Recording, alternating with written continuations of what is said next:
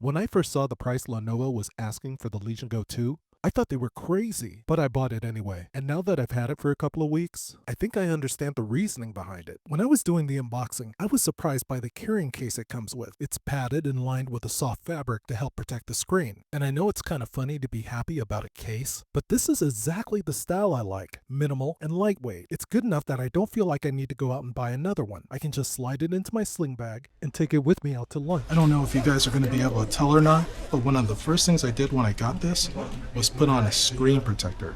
The first screen protector I tried was made for the original Legion Go. But even though both devices have 8.8-inch displays, the Legion Go 2 display is just a little bit different, so a screen protector for the original Legion Go wouldn't work. So I used the official one from Lenovo instead.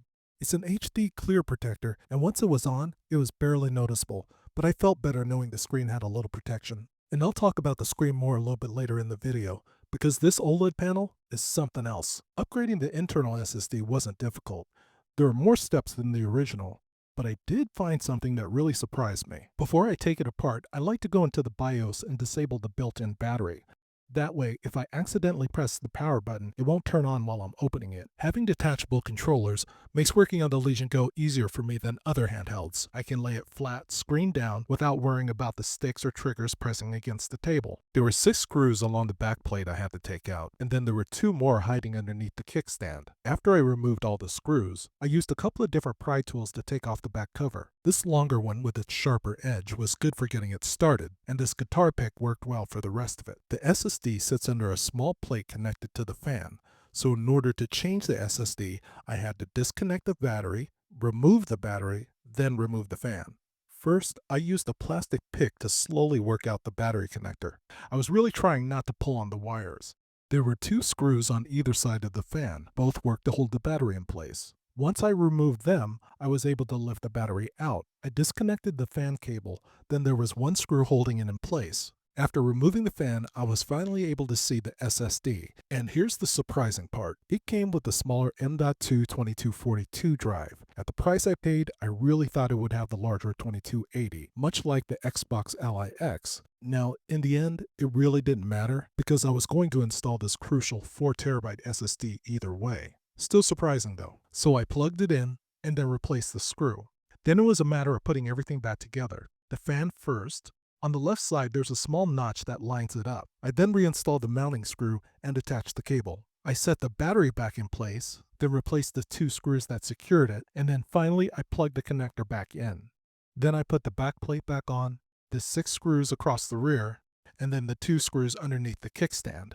I used Lenovo's USB Recovery Creator tool to reinstall Windows, and it was during the Windows install that I noticed 2 improvements that I was really happy to see. I went to the support page, to drivers and software, and selected Get Recovery Media, and entered my serial number. After choosing my Windows language, it had me sign into my Lenovo account and fill out a few details, like you would if you were ordering a product. Once that was done, it let me download the Recovery Creator tool. From there I had to sign in again, select my operating system, and wait while it downloaded the recovery files and created the USB. Once it finished, I plugged the USB into a dock, powered on the device, and Lenovo's recovery software handled pretty much everything else. The only thing it asked me to do was remove the USB at one point. Now the whole recovery process still takes a really long time, so if you don't want to wait, or you don't care about doing a clean install, you could use cloning software like Macri and Reflect instead.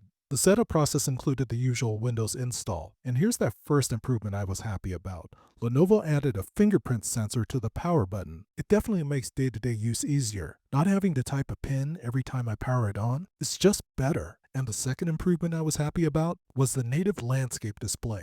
On the original Legion Go, the screen was native portrait, which meant parts of the setup felt like the whole device was sideways, and sometimes I had to go into Windows settings just to fix the orientation. With the Go 2, everything starts and stays in landscape mode. It just feels more natural this way. Now, there's one last step for this install, because ever since I installed Xbox Fullscreen on my original Legion Go, I just can't go back to regular Windows. So I went into Settings, Windows Update, and joined the Windows Insider program. And then I went online and downloaded Vive Tool. Okay, real quick. While I was making this video, Microsoft announced that Xbox Fullscreen was coming to all handheld devices, so you may not need Vive Tool anymore. But I left that part in the video because it was part of my overall experience with this device. I went into the command prompt and entered the following in this order. After that, I opened the registry editor and used the following path to navigate to the OEM folder. Inside the OEM folder, I went into device form. Under value data, I entered 2E and selected hexadecimal as the base. I restarted the system, I went to the settings and into gaming, and Xbox Fullscreen was now available. Once everything was set up, I finally got to try out the new hardware, and the first thing I want to talk about is that new OLED screen. Now, I'm not a display expert or anything like that, but even I could see the difference right away, no matter what game I played, whether it was Call of Duty Black Ops, Marvel Rivals, Doom Dark Ages, or Battlefield 6, everything just looked better. The contrast and vibrancy just made everything look sharper and more colorful. And for me, that new OLED screen really drove home just how much of an upgrade this new model is. On the original Legion Go, the speakers always sounded a little thin and high-pitched. Not terrible, but definitely not something I enjoyed listening to. On the new model, the sound is fuller, it has more body, and the highs aren't as sharp.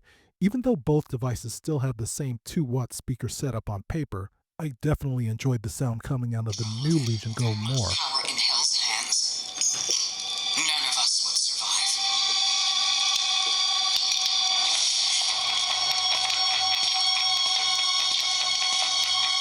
That much power in hell's hands. None of us would survive.